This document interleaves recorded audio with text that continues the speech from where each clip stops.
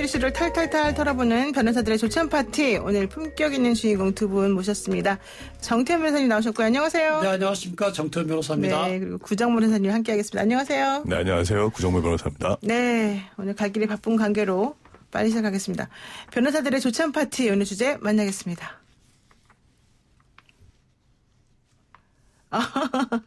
저희가 싱크를 준비했었는데 지금 싱크가 연결이 안 돼 있네요. 오늘의 주제는요, 김경수 지사인데요. 그 재판 요즘 닭갈비 사건이 좀 유명하지 않습니까? 그래서 불법 여론 조작 혐의로 1심에서 실형을 선고받은 김경수 경남지사 항소심 재판에서 나온 닭갈비를 저희가 이 재판에 오늘 주인공으로 지금 했습니다. 우선 김경수 경남지사의 그 항소심 진행 상황을 조금 들어봐야 될 것 같은데요. 어떻습니까, 정 변호사님?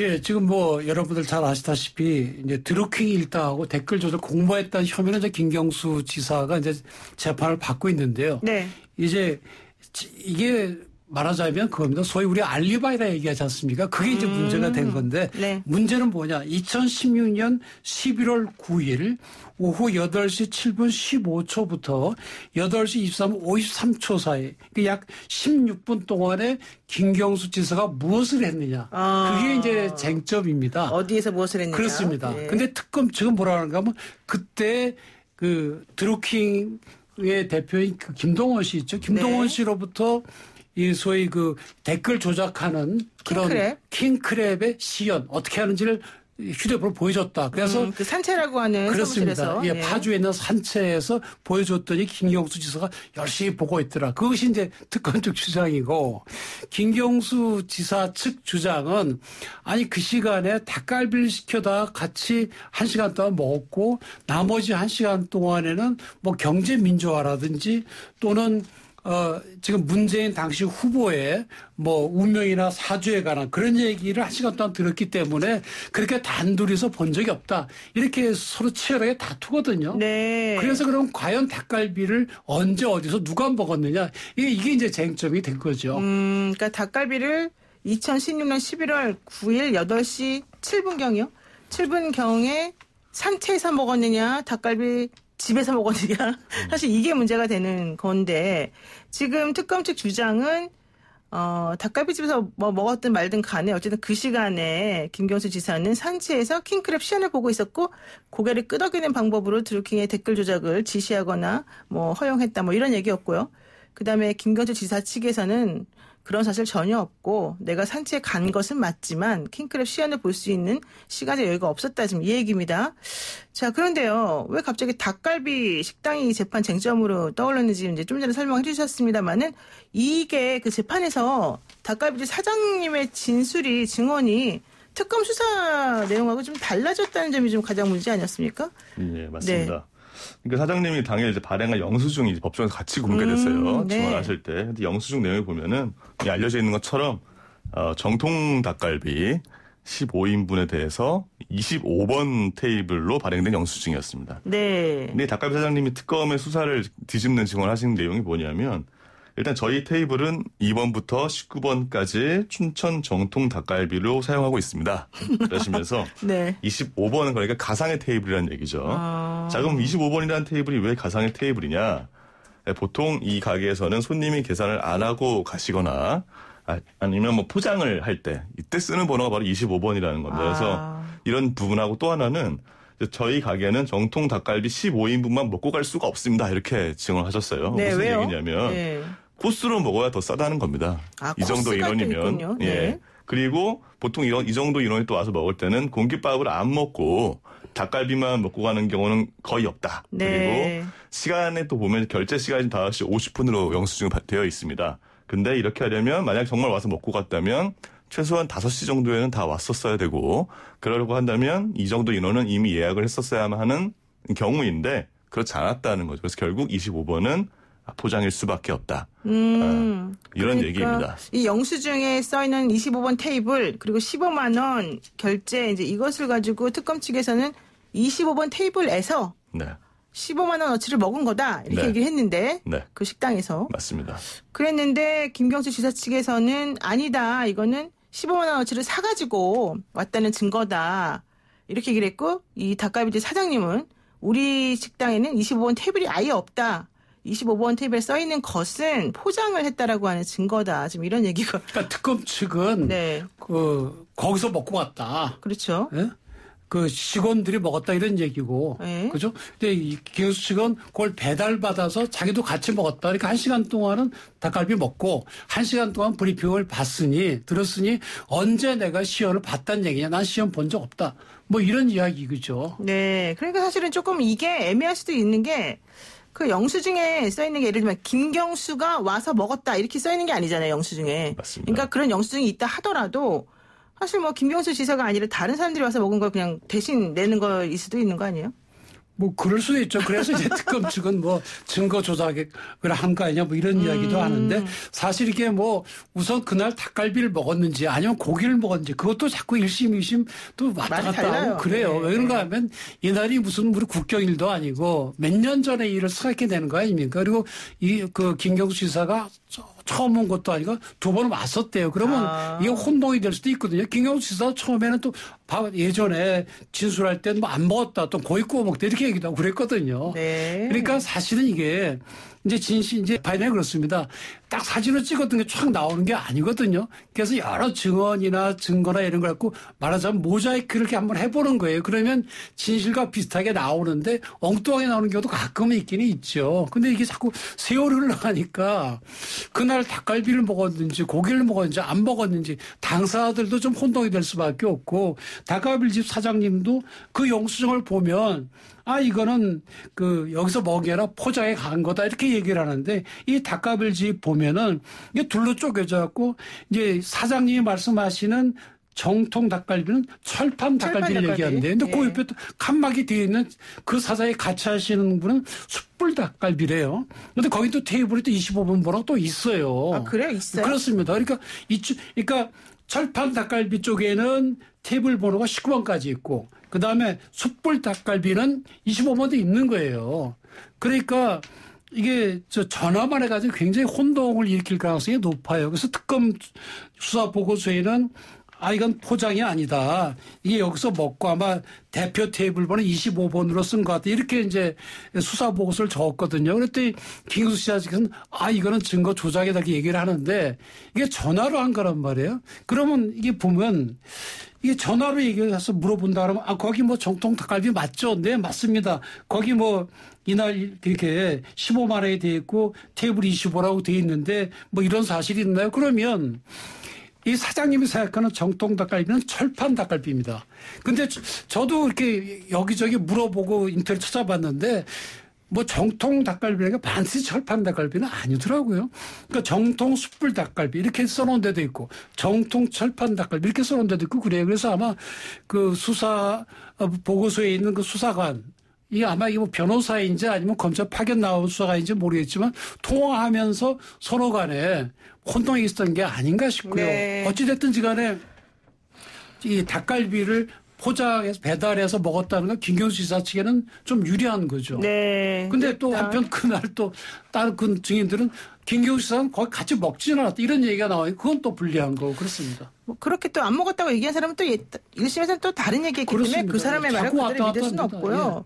지금 그 영수증에 나와 있는 15만 원 딱 보면은 만약에 와서 먹었으면 사실 우리가 사이다도 시켜 먹고 맥주도 시켜 먹고 소주도 시켜 먹고 보통 그럴 텐데 또 밥 좀 볶아주세요 해서 2,000원짜리 몇 개 또 할 수도 있는 건데 그런 게 하나도 없이 그냥 딱 15만 원이라고 써 있으니까 이거는 일반적으로 포장했을 때 그냥 나오는 그런 영수증이 아니냐 이런 쪽으로 신중이 좀 가는 것 같고요.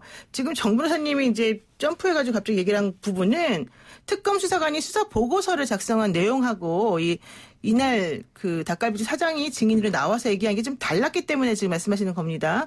특검 수사관이 작성한 수사 보고서에는 닭갈비집 사장님하고 통화했다라고 이제 전제를 하면서 전공모 회원들이 테이블에서 식사한 것 같다라는 내용이 진술이 이제 기록이 되어 있다는 거예요. 그런데 그 진술을 했다라고 얘기되는 바로 그 사장님이 나와서 아니다 이렇게 얘기를 해버리니까 이제 김경수 지사 측에서는 수사관이 수사 보고서를 지금 조작한 거다 이렇게 지금 얘기를 하고 있는 거거든요. 구정모 변호사님, 우리가 이제 재판 같은 걸 변호사들이 해보면 사실 수사 보고서는 수사관이 왜 거짓말하겠냐. 수사관의 말은 다 믿을 수 있는 거다라는 걸 전제로 해서 수사보고서의 진술의 신빙성을 좀 대부분 인정해 주는 게 일반적이지 않습니까? 근데 사실 우리가 해보면은 아닌 경우도 많고 좀 애매한 부분도 많고 좀 이렇단 말이에요. 이번에도 좀 그런 걸까요?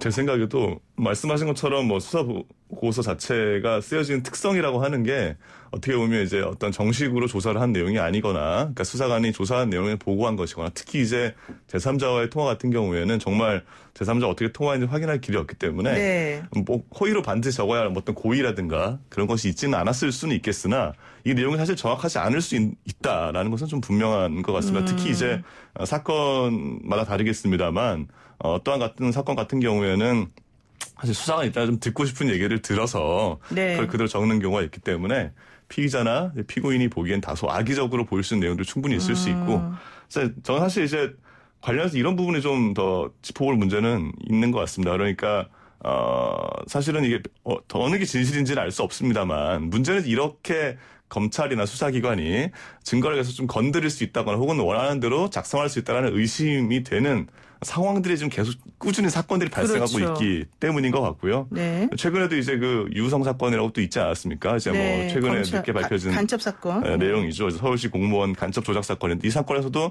사실은 이제 증거가 조작이 됐다라는 것이 확인이 됐고, 근데 여기에 대해서 이제 국정원 직원들이 관여한 것은 확인이 됐고요. 그다음에 담당 검사들도 관여가 됐느냐, 이 부분이 이제 문제가 됐는데, 네. 정황이 굉장히 많음에도 불구하고 이제 검찰이 결국에는 이제 무혐의 처분했단 말이에요. 최근에 네. 밝혀졌는데. 이제 그런 부분에 대해서 국민들이 결국에는 이게 이중잣대가 있고 검찰 내부에도 신뢰를 가질 만한 어떤 불신의 요소들이 있다. 이런 부분 때문에 자꾸 불신이 문제가 되는 것이 아닌가. 이런 그렇군요. 생각이 듭니다. 네, 그 우리 6,000번 쓰시는 분께서요. 이 사장이 포장이라는데 왜 그러세요? 이렇게 문자를 보내주셨고요. 또 우리 자통님이라는 그 보이는 라디오 보시는 분께서는요. 아니, 숯불이 잘못한 거 아닙니까? 게다가 세트면이 15원일 수도 있네. 이렇게 말씀하셨는데, 사실 이 수사보고서가 이렇게 그 신빙성이 좀 의심이 된다면은 검찰 수사 전반에 대해서 약간 진실 공방으로 또 좀 흐를 가능성도 좀 있다는 점이 이 재판에서도 좀 문제가 된 게 아니었나 생각이 들어요. 자, 그런데 어쨌든 지금 전체적인 그 평은 특검이 판정패 당했다 이런 쪽으로 지금 얘기가 되고 있는 것 같아요. 그렇다면 우리 검사 출신 정 변호사님, 특검이 결과적으로는 기소 내용을 뒷받침하기 위해서 타임라인을 다시 내놔야 되는 거 아니겠습니까? 이건 아까 말씀드린 대로 이제 알리바이 문제거든요. 이제 처음에 특검이 상했던 대로 경공모 회원들이 그 닭갈비집에서 거기서 닭갈비를 먹었고 김경수 수사는 밥을 안 먹고 들킨과 둘이 있었다. 그러면 시원했을 가능성이 훨씬 더 높아지죠. 그런데 그게 아니고 이게 포장이다. 그래서 가져왔으면 그러면 그 김경수 지사는 그때 닭갈비 1시간 동안 먹고 1시간 동안 브리핑 들었기 때문에 시연을 볼 기회가 없었다. 그쪽이 좀 신빙성이 높아지는 것 뿐이죠. 그게 뿐이죠. 왜 그런가 하면 네. 실제로 김경수 지사 쪽에선 시연이 본 적이 없다. 이게 이제 사실은 물론 증명을 피고인 측에서 하는 건 아니지만 그게 확실하게 증명이 되면 100% 이제 죄가 없다는 게 밝혀지는 건데 아직도 의심의 구성원이 있거든요. 배달돼 왔다. 그러니까 특검이 처음에 상했던 것처럼 그 닭갈비에서 먹은 것이 아니라 배달돼 왔다. 이거는 이제 확인이 된 셈이죠. 그럼 배달돼 왔다고 해가지고 김경수 지사가 시연을 본 적이 없다. 꼭 그렇게 진행되는 건 아니거든요. 따라서 검찰로서는 비록 이것이 배달돼 왔다 하더라도 김경수 지사 같이 먹은 것이 아니라 그 드루킹으로부터 시연을 봤다.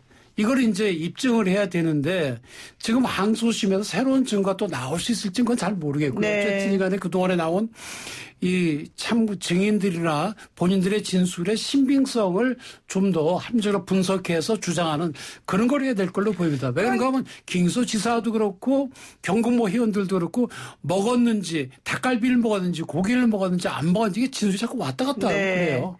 그런데 그 사실 이제 그렇게 정 변호사님 말씀하신 것처럼 하려면 특검에서 2016년 11월 9일 8시 7분이라고 이 시간을 특정한 것도 직접적인 증거는 아니잖아요. 로그인 기록이 막 그때 갑자기 폭증했다. 이걸 가지고 사실은 시연했을 것이다라고 주장해서 그 전제 하에 모든 게 진행되는 거기 때문에 이거는 뭐 확실한 게 하나도 없는 게 아니냐 이런 생각이 들고요. 또 하나 좀 얘기해야만 하는 부분은 뭐냐면 이게 원래 재판장인 차문호 전 판사님이었는데 그분이 이렇게 바꾸면서 이제 전보되면서 나는 이 사건에서 그날 시연을 본 것으로 나는 뭐 보겠다 이런 식의 말을 하고 갔단 말이에요. 그랬는데 그 이후에 전개되는 재판의 진행 상황은 오히려 김경수 지사 측의 말을 조금 뒷받침하는 방식으로 나오니까 이게 또 좀 문제가 되는 게 아니냐 이런 부분 아니겠습니까? 예. 그러니까 사실 저는